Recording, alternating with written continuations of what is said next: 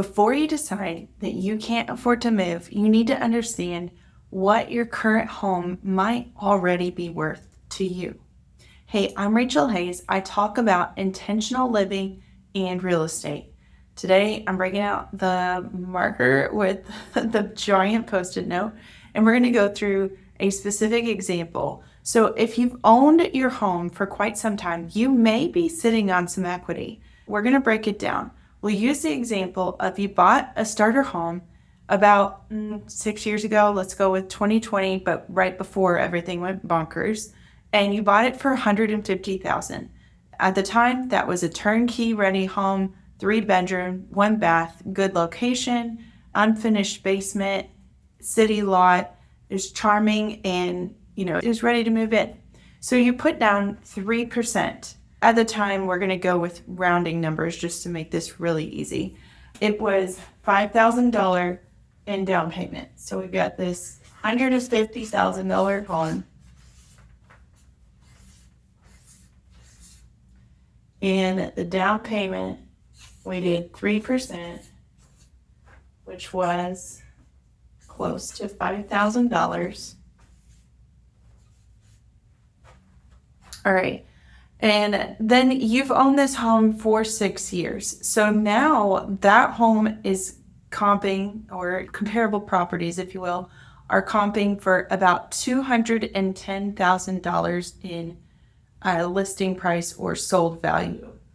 So we're coming down to $210,000. Now in 6 years, we're making some guesses and assumptions that your family dynamic may have changed. Maybe you bought the home when it was just you and your significant other. Maybe it was just you. Maybe it was you and one child. Whatever the case was, 6 years ago, now, how does that life look different?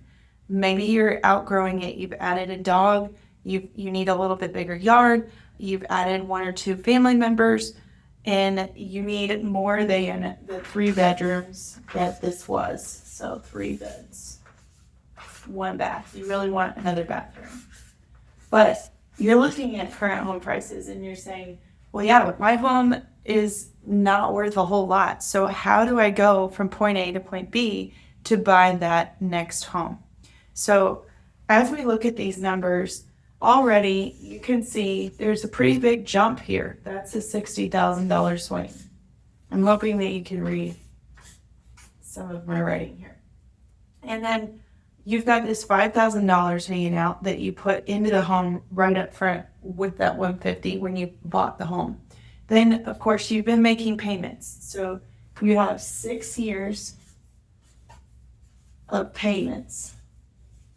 Now, at an interest rate, again, because this is a really big ballpark example, I'm doing the interest rate at close to 6%, but, we're rounding, so let's say 5.8, but what does that give you?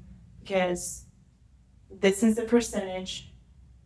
Your whole mortgage payment is going to be including your escrow, your PMI, which is your mortgage insurance, your interest rate, your home insurance. It's all the things combined. So when you look at that monthly number, it's not accurate to what you're actually paying down on your principal.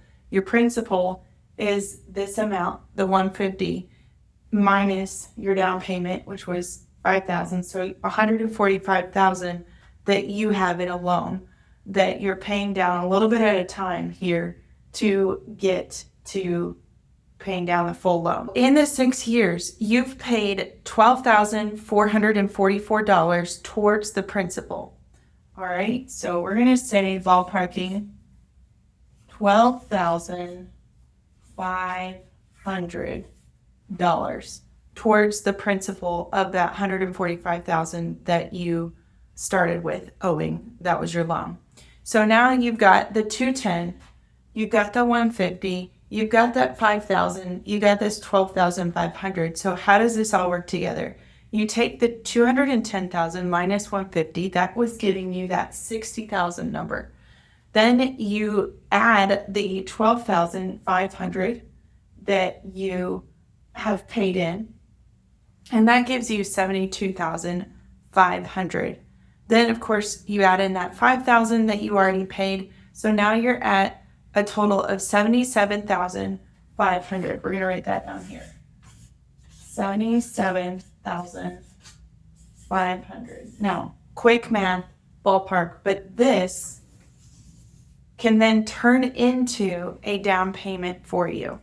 So when you're looking at what can I afford, now you know, okay, with all this equity and built up money, I have $72,500 wrapped up in this property that originally cost me $150,000. Now, this as a down payment can go towards a larger property. You could probably get the fenced-in yard that you want. You might be able to add a bathroom and a bedroom, or one or the other. You might be changing your location, which is going to affect where you're going to live or how much it's going to cost. With that number, then you could definitely put a down payment of 20% down on a $350,000 house. With this number and with being 20% down, then you're also taking the mortgage insurance out of the equation. You're not paying extra to insure the loan. It's just going to go towards your interest and your escrow. We are seeing rates hovering right around 6% right now, so your loan officer would know a little bit more about that, obviously. I am not a loan and financing person, so these numbers are trusted as far as we can throw them. But if you want exact numbers and somebody that can work through the exact things that you need, I do have some awesome loan officers that I could connect you with, and we can figure out what this number is for you between the two of us, because I can help you with running comps for your listing and determining a good market value price for your home. And my loan officer friends can help you with knowing what the current interest rate is and how much that would afford you for a down payment on a new home. So let's start a conversation. You can reach me anytime at heyrachelhays@gmail.com. And yeah, let's see what we can do. We can start a conversation and go from there.